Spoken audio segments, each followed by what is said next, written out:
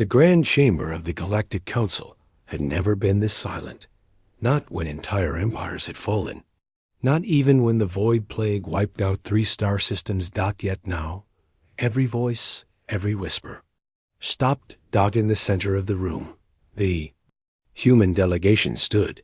No speeches, no handshakes, no farewell ceremony. They simply rose from their seats, their movements slow and controlled, and began walking toward the exit. The echo of their boots carried across the chamber. Floor, step, step.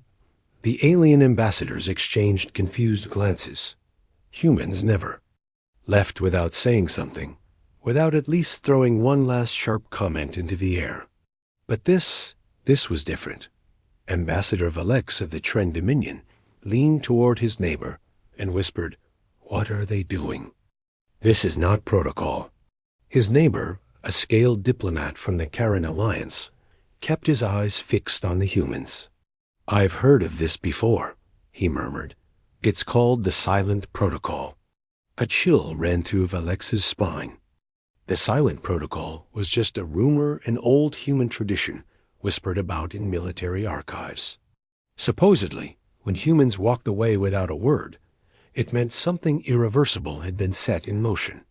Something they would not stop. The human leader, a tall woman with gray hair and a calm, unreadable face, didn't look at anyone. Her eyes stayed forward, her steps measured. Behind her, her delegation followed in perfect formation, their faces as cold as stone. From the far side of the chamber, Counselor Gural, a younger, overconfident member, snorted. "Finally," he said aloud, "they admit defeat. Good riddance." The sound of his voice bounced off the walls. No one laughed. At the edge of the room, security drones drifted aside to let the humans pass. They walked straight through the great bronze doors and into the main hall without turning back once. In the council's observation dome, the chamber's glass walls showed the human ships leaving orbit. Hundreds of them, sleek and black, sliding silently away from the station in perfect alignment. They didn't signal.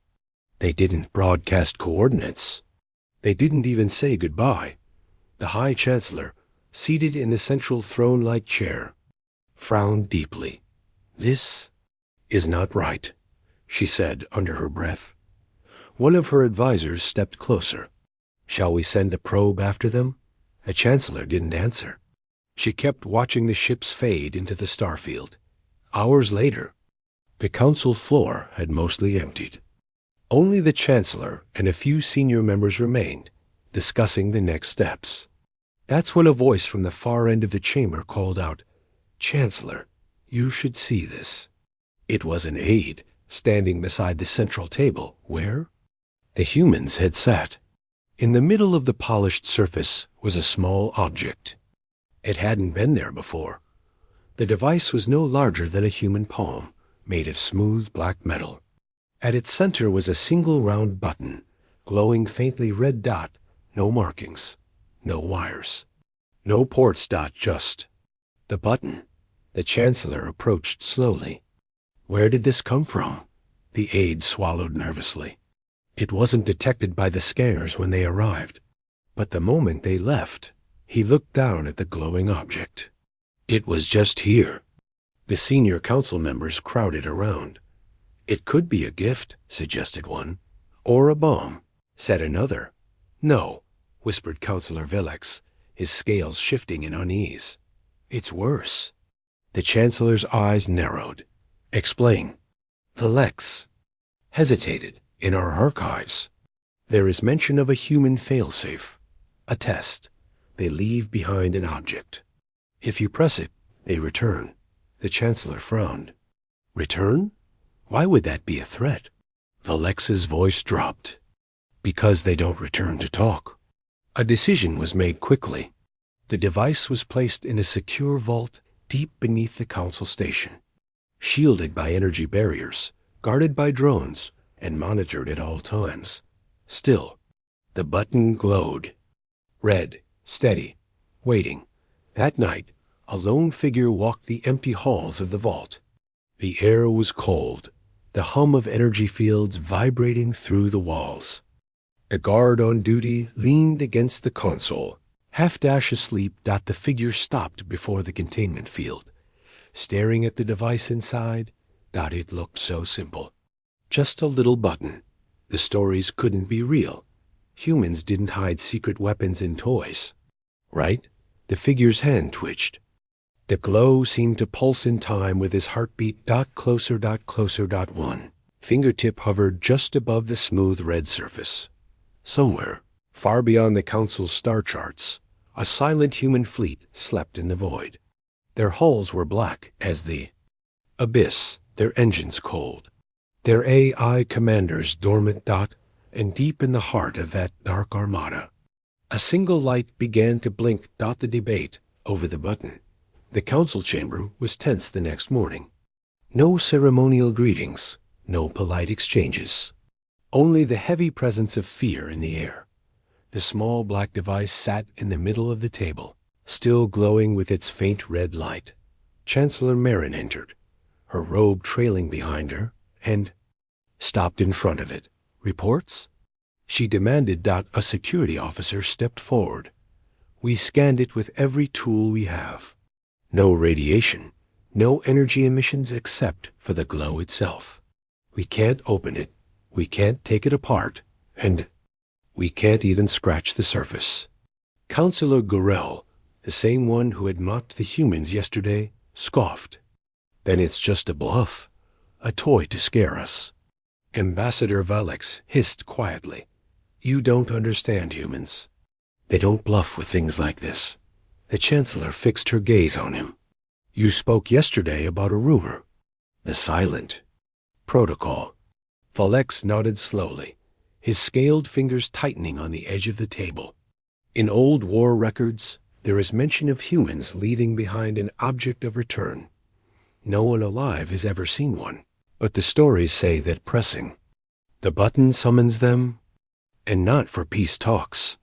The room shifted uneasily. Councillor Marthel, a tall insectoid diplomat, clicked her mandibles. Summons them for what? Valex's voice was low. Retaliation. The debate began. Some argued the humans had left. In humiliation, and the button was nothing more than a psychological weapon.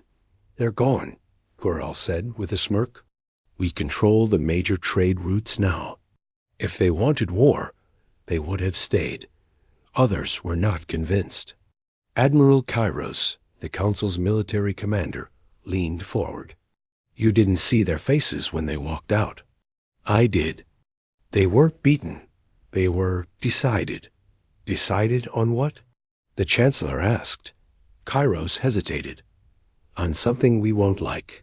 A scientist from the Tsar Research Corps offered another observation. We analyzed the material of Y. The device. It does not match any known alloy or synthetic in our records. It is alien even to us.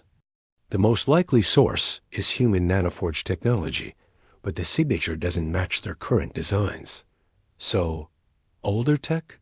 The Chancellor asked. The scientist nodded. Much older. A cold silence followed.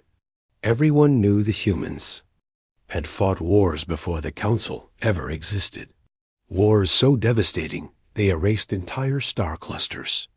If this was from that time, the Chancellor finally stood. The safest course is to lock it away. No one touches it. No one even goes near it without my permission. She gestured to the guards. The device was sealed in a transparent energy case and carried to the vault again. But even inside the vault, its glow never faded. That night, a storm raged outside the Council station. Violent magnetic waves from the nearby pulsar. Most officials had retired to their quarters. In the vault room, a young aide named Loran stood in front of the containment field. He had been there for hours. The button's glow seemed stronger now, casting a red reflection in his eyes. He spoke softly, as if to himself. What are you? He thought about the way the humans had left, so quiet, so cold. He thought about the stories told in academy training, the ones the instructors dismissed as myths. What if it really was just a trick? What if it did nothing at all? He stepped closer. The hum of the energy shield filled the air. One more step, and he was within arm's reach. Back in the council chamber, Admiral Kairos was meeting privately with the Chancellor. "You should destroy it," he urged. "If it is a weapon, keeping it here is a risk." "Destroy it?" Marin shook her head. "We can't even scratch it. And if it is a summoning device, destroying it might be the thing that triggers." "Them?" Kairos frowned. "Then what do you suggest? Sit here and wait for them to come back on their own?" Marin didn't answer in the vault. Loran placed his hand on the shield control. One button press, and the barrier would drop. One more press, and he could touch the device itself. His breath quickened. Suddenly, alarms blared. Kairos and Marin froze. As a voice came over the comms, "Security breach in Vault 3. Shield is down." The Chancellor's heart pounded. "Who's inside?" The voice answered, "Aide Loran, Chancellor. He's reaching for it." Marin's voice was sharp. "Stop him." But it was too late. Loran's finger hovered over the glowing red surface. His lips curled into a nervous smile. "Let's see if the stories are true." He pressed it far beyond the edge of the galaxy. In the silent graveyards of space, thousands of massive shapes began to stir. Engines that hadn't burned in centuries roared to life. Weapons long thought forgotten locked into position. Artificial. Minds older than the Council itself woke and turned their gaze toward the stars. The signal had been sent, and humanity was coming. The button is pressed. The glowing red light went dark for a single heartbeat, and then began to pulse slow at first. Then faster. The color deepened, shifting from red to a sharp, burning crimson that seemed to pierce the eyes of everyone. In the vault, Loran stepped back, suddenly feeling cold. The air seemed heavier, like the station itself was holding its breath. Above the vault, in the grand chamber, the alarms shifted tone, no longer the standard intruder alert, but a long, deep note no one had heard in living memory. Counselor Valex froze. That's a war tone," he whispered. "It's only programmed for one kind of signal." The Chancellor demanded. "What signal?" Valex's voice trembled. "Incoming human fleet." Across the station, screens flickered to life. Not just on the council floor, but in private quarters, corridors, and even the public plazas. The image was the same everywhere. A dark starfield, empty, until shadows began to appear. At first, they looked like asteroids drifting from the void. But then they moved in unison. Thousands of black ships emerged from the darkness, each one larger than the next. They had no running lights, no identifying codes, only massive, jagged silhouettes cutting through the stars. In the Council's military command center, Admiral Kairos gripped the edge of the tactical table. "Range?" A young officer's voice cracked. 200 light years and closing. No hyperspace wake detected. They're already here, sir." Kairos' eyes narrowed. "That's impossible. They can't just..." Before he could finish, the image on the screens shifted. A single warship appeared front and center. Its hull was black as obsidian, its structure layered like armored muscle. No engines were visible, yet it drifted forward with unstoppable purpose. Came the voice. 3 words. Spoken in flawless galactic standard. You pressed it. The sound echoed through every speaker on the station. It wasn't shouted. It wasn't angry. It was worse. It was calm. The Chancellor straightened. "Open a channel. All frequencies." The officer shook his head. "Mom, they're not receiving. They're broadcasting only." Valex leaned forward, his voice low. "That means they're not here to talk." Meanwhile, in the shadow of the human flagship, the rest of this fleet began to appear. They came in waves, massive city-sized carriers, long spear-like destroyers, and hulking fortress ships bristling with weapons. Some designs were new, others looked ancient, covered in scars from battles fought centuries ago. Sensors struggled to count them.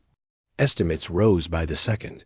One thing was clear, this was not a token force. This was everything. Inside the council chamber, arguments broke out. We must apologize immediately. No, we must prepare our defenses. This is over. Nothing can stop them now. The Chancellor slammed her hand on the table. Enough. The lights flickered, then died. Only the screens stayed on, showing the human flagship looming closer. In the deep black beyond the station, one of the Council's defense satellites powered up its targeting systems, locking onto the nearest human vessel. For a brief moment, the targeting reticle blinked red. And then, it vanished. The satellite's core imploded without an explosion, collapsing in on itself until nothing remained. Kairos stared at the readings. They didn't fire a weapon. The science officer's voice was faint. They erased it. At the molecular level. The Chancellor turned to Valix. What do they want? Valix shook his head. It doesn't matter what they want. The button was never about negotiation. It was about permission. Permission for what? Valix's eyes locked on the flagship. For war. A deep hum began to fill the air, felt more than heard. It vibrated through the station walls, into the bones of everyone aboard. The human ships were aligning, their black holes reflecting. No light, their weapons shifting into position with terrifying precision. One final transmission came from the flagship. Not a threat. Not even a demand. Just a set of coordinates, leading straight to the Council's homeworld. Every screen went black. The Chancellor's voice broke the silence. We have to evacuate the capital. Now. Kairos shook his head. It's too late. They'll be there before we can even warn them.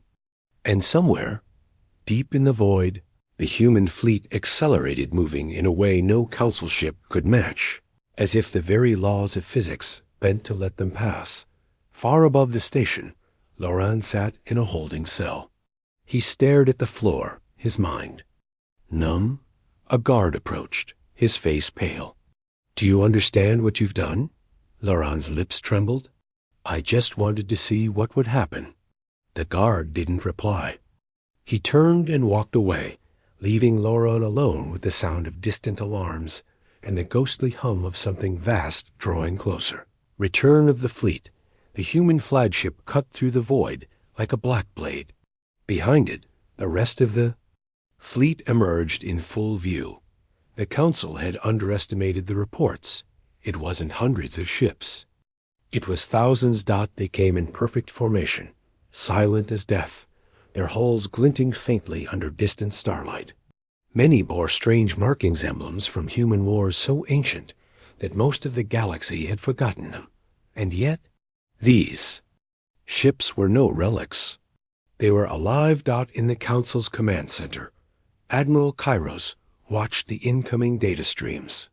His voice was steady, but his hands trembled. They're not broadcasting ID codes, no transponders. They're flying. Dark. A junior officer swallowed hard. Sir, if they fire, we can't stop them. Our defense net isn't built for this scale. Kairos didn't look away from the screens. This isn't a war fleet. This is an extinction fleet. On the Council, homeworld, panic had already begun. Massive evacuation ships launched from the cities, clogging the upper atmosphere with bright engine trails. But they were too slow. Even at top speed, they needed hours to reach safe hyperspace lanes. The humans would arrive in less than one. From the flagship, a single message reached the Council's high command. Surrender your archives or vanish. There was no voice. No visible sender-only text. The meaning was clear. The Chancellor stared at the words. Archives? Why would they want those? Valex's eyes darkened. Because the archives hold everything. Our history, our technology, every secret. The galaxy has ever kept. Kairos added grimly, and with that knowledge, they wouldn't just defeat us, they'd own the future. The debate began immediately. We can't hand them over. If we refuse, they'll wipe us out. They'll wipe us out anyway. The Chancellor raised her hand for silence.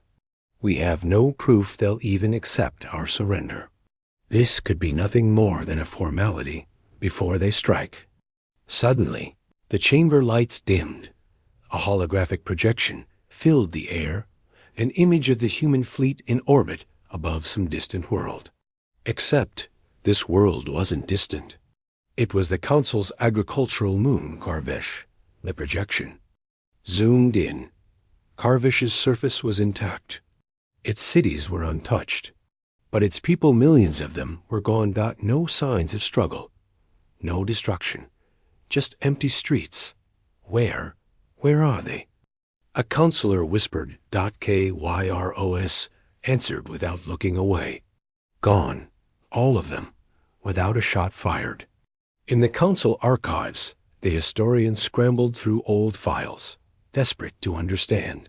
They found records of ghost weapons, human, devices that could erase a crew or population, leaving buildings and machines untouched. The technology had been banned centuries ago, but clearly humans had kept it. In orbit above Karvesh, the human ships rotated in perfect unison. Their black hulls shifted and reformed like living metal, adapting to new configurations. Massive, cannon-like structures unfolded, each one glowing faintly blue. They're charging weapons. The sensor officer reported. Kyro slammed his fist on the table. They're demonstrating. Next time, it won't be empty cities. Back on the station, the Chancellor turned to Velex. You said you knew who pressed the button. Who was it? Velex glanced toward the holding cells. An aide. Young, stupid, but now he's the reason this galaxy will burn. The Chancellor's expression hardened. Then we have one option left. We give them the one thing they want. Before they reach the capital. Her order went out. Prepare the archives for transfer. But when the archivists tried to access the deepest vaults, they found every system already breached. Files were missing. Whole sections erased. The humans didn't need permission to take them. They had already started. On the flagship, deep within the command bridge, the human admiral stood in silence. His uniform bore no rank insignia, only a small silver emblem in the shape of a closed fist. A younger officer approached. Sir, the Council is preparing to surrender the archives. The admiral's voice was calm. It doesn't matter. We already have what we came for. Then why stay? The officer asked. The admiral turned to the viewport, where the Council homeworld was now a bright blue orb hanging in the dark. His eyes were cold, because they pressed the button. As the fleet closed in, all civilian and military channels across the galaxy lit up with a single untraceable broadcast, an old human war anthem, slow and heavy, echoing through the void. Every ship, every station, every world heard it. It was not a song of victory. It was a funeral march. The human fleet moved with terrifying precision. No cum chatter, no random maneuvers. Every ship aligned as if guided by a single mind. From the Council's orbital defenses, thousands of automated turrets locked on to the incoming vessels. Energy. Cores charged. Missiles armed. Admiral Kairos stood over the tactical map. Hold fire until my order, he commanded. We don't provoke until we know their first move. But humanity didn't wait. The first strike came without sound, without light. One moment, the Council's frontline defense platforms were ready. The next, they were gone. Not destroyed, gone. Empty space spun where massive fortresses had floated. Seconds before, a stunned sensor officer whispered, no explosion. No debris. They just vanished. Kairos's jaw tightened. Quantum displacement. They moved them.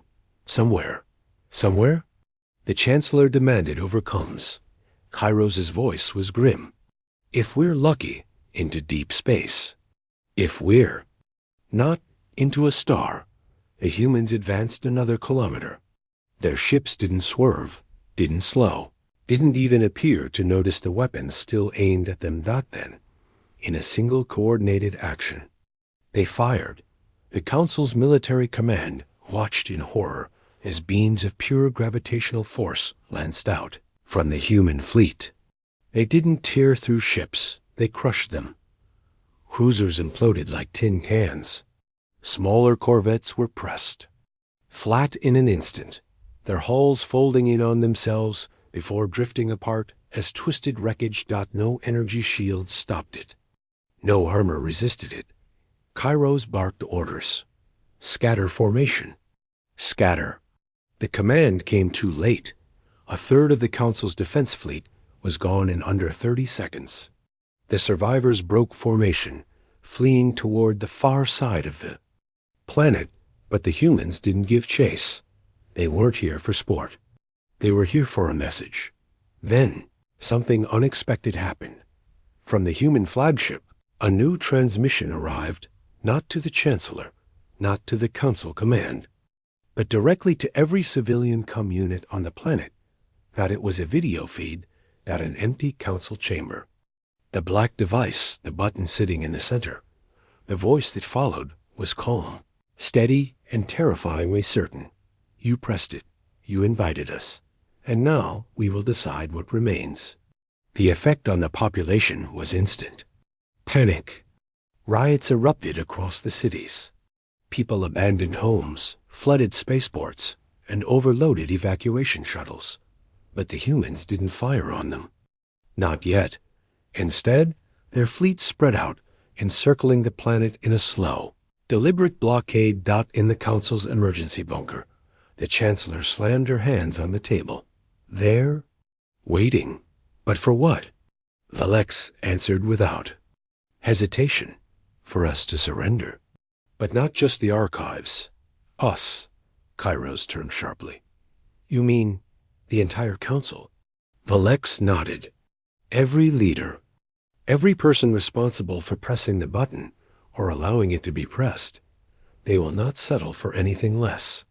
Meanwhile, on the flagship, the human admiral reviewed the latest data feed. His second-in-command approached. The planets. Population is attempting mass evacuation, she reported. The admiral didn't look up. Let them. Fear will spread faster than any weapon. Back on the surface, in the great skyport of Eldrin City, civilians pushed and shoved their way onto transport ships. A mother clutched her child, looking up at the black shapes drifting above the clouds. One of the human ships moved overhead, its shadow blotting out the sunlight. The ground rumbled as its massive engines hummed, but it didn't fire. It simply passed by, a silent reminder of power. In the Council's war room, Kairos leaned close to the Chancellor. If we don't fight back now, we may never get another chance. The Chancellor stared at him. And what happens if we do? We'll be wiped out in minutes. Kairos' voice dropped. Then at least we die standing. Before the Chancellor could reply, a sudden power surge hit the room. Lights flickered, screens went black. And then a single feed replaced them all. The human admiral stood on the bridge of his flagship. His gaze was steady, unblinking. You have one rotation, he said. One rotation to deliver the ones responsible. Fail, and this planet will be empty before the second sun rises. The transmission ended. Kairos' hand curled into a fist. They're not bluffing. Valix's voice was low. Humans never bluff when the button is pressed. The Chancellor closed her eyes for a moment, then opened them with cold resolve. Then we find the aid, she said. And we pray handing him over will be enough. But in a prison cell deep below the city, Loron sat in the dark, unaware of the hunt that had begun. Above him, the human fleet waited patient, silent, and ready to finish what it started with. One small press of a glowing red button. The truth about the button, the emergency bunker, felt smaller now. Not because the walls had closed in, but because the weight of dread pressed on every person inside. The Chancellor stood at the head of awe. The table, her eyes locked on the glowing tactical display of the human fleet surrounding their homeworld. "We have one rotation," she said. "One. We need answers before time runs out." She turned to Velix. "You said there were old records about the silent protocol and the object of return. Tell me everything." Velix's scales shifted. In unease, "The Council wasn't the first to rule the galaxy," he began. "Before us, there were many powers. And one by one, they all fell." "To who?" asked Kairos. Velix's voice was grim. "To humanity. But not by conquest alone. They built something else. Something worse." He tapped his console, bringing up an ancient, grainy image, a human warship surrounded by faint shimmering spheres. "This," he said, "is called a failsafe armada. It was their last resort. If humanity was ever pushed to the brink, they could vanish from the galaxy, completely hide their fleets, their colonies, even their homeworld in deep black space. Then they would wait for a signal." The Chancellor's breath caught. "The button," Velix nodded. "The button is that signal. It tells them not just that they must return, but that diplomacy has failed completely. It is not a call for negotiation. It is a call for total retaliation." Kairos frowned. "Why give it to the Council at all?" Velix glanced at the tactical display. "Because humans believe in one thing above all choice. They leave the button as a test. If their enemies leave it untouched, it means there's still a path to peace. But if it's pressed," Kairos finished the sentence, "it means the enemy has chosen war." The Chancellor shook her head slowly. "But we didn't choose." One fool did." Velix's gaze was steady. "To them, that doesn't matter. The button wasn't just pressed by him. It was pressed under our watch.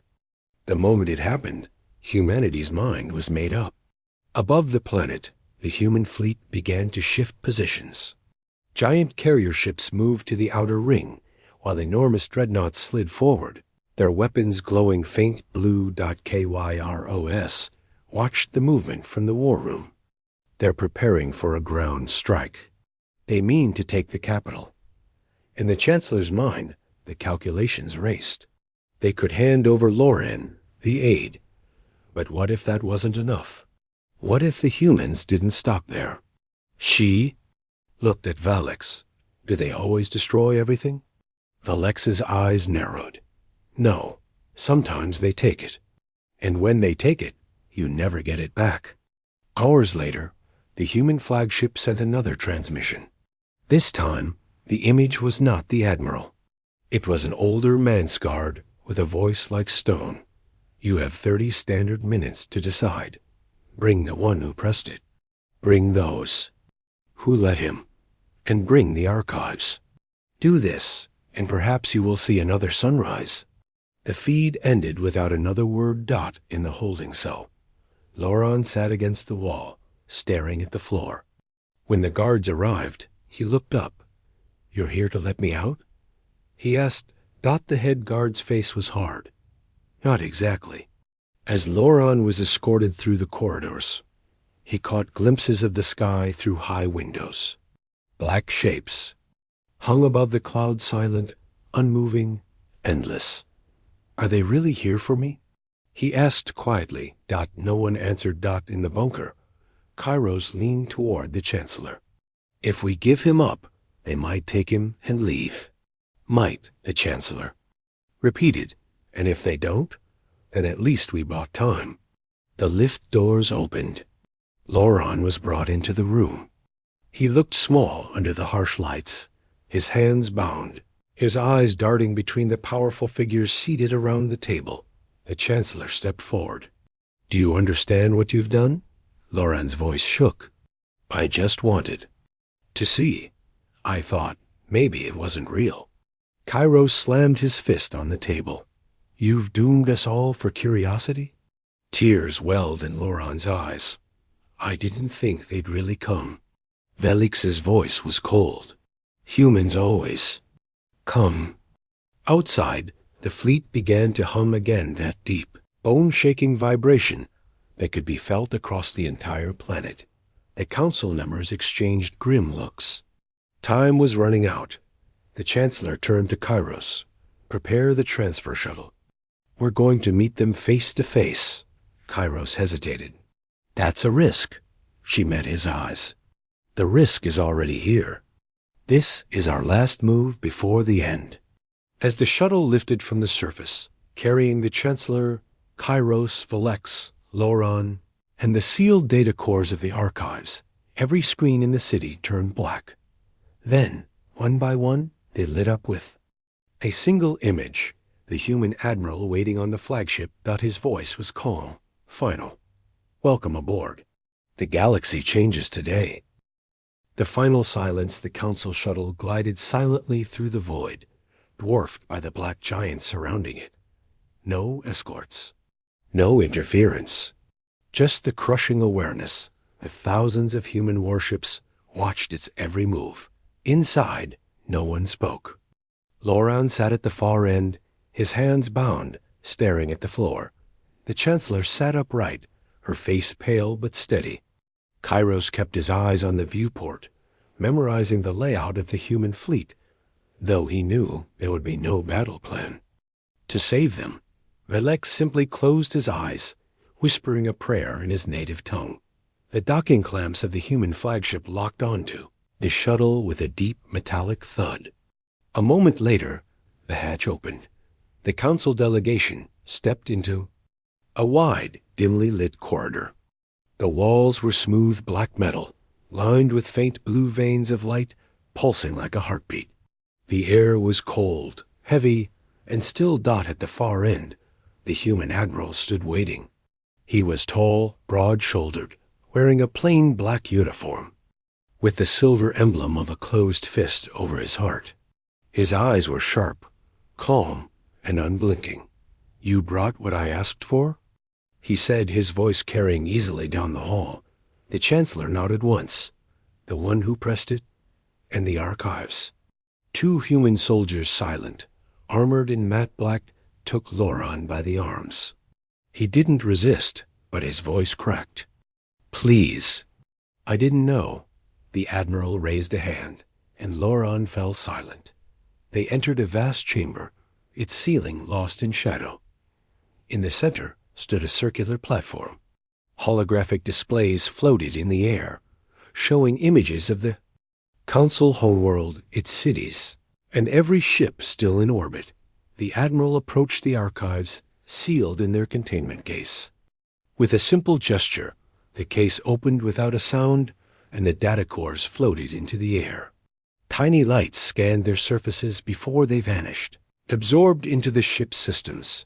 Kairos stepped forward, his voice tense. You have what you came for. Now leave our world. The Admiral looked at him without expression. The archives were never the only reason. He turned to the Chancellor. When the button is pressed, it is not simply a call for war. It is a judgment, a measure of whether a civilization can control its fear, its pride, its greed. You failed. The Chancellor's hands clenched at her sides. We did not press it. One man did. The Admiral's gaze hardened. You allowed him to, and that is enough. Without warning, the displays shifted to a single image, the Council homeworld, seen from orbit. From the surrounding human ships, lines of blue light began to form, linking vessel to vessel until the entire fleet was connected in a massive, glowing web. Energy built between them, humming like the breath of a storm. Kairos's voice was low. Planetary strike. The Admiral's eyes remained fixed on the Chancellor. Evacuations have been allowed to proceed. The people may live. But the seat of your power will not.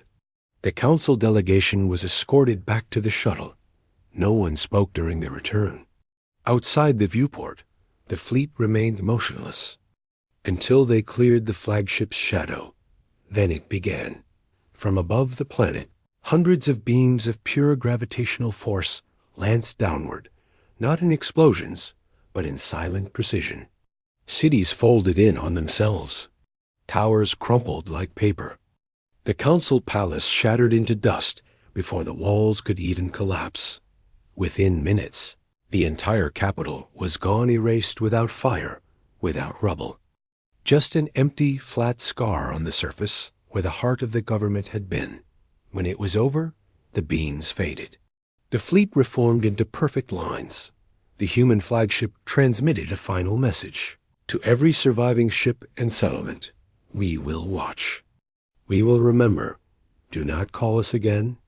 Then, as suddenly as they had come, the human fleet vanished. No hyperspace jump detected. No trace of their engines. One heartbeat they were there. The next, only stars remained. From orbit, the scar. On the council homeworld was visible even to the naked eye, a permanent reminder carved into the land dot in the grand chamber. What was left of the council sat in stunned silence. No one dared to speak. The only sound was the faint hum of the chamber systems. Velex finally broke the quiet. This will be remembered for 1,000 years. The Chancellor didn't look at him. Her eyes were fixed on the stars beyond the window. Her voice barely. A whisper. It will be remembered, she said, as the day silence came and never left.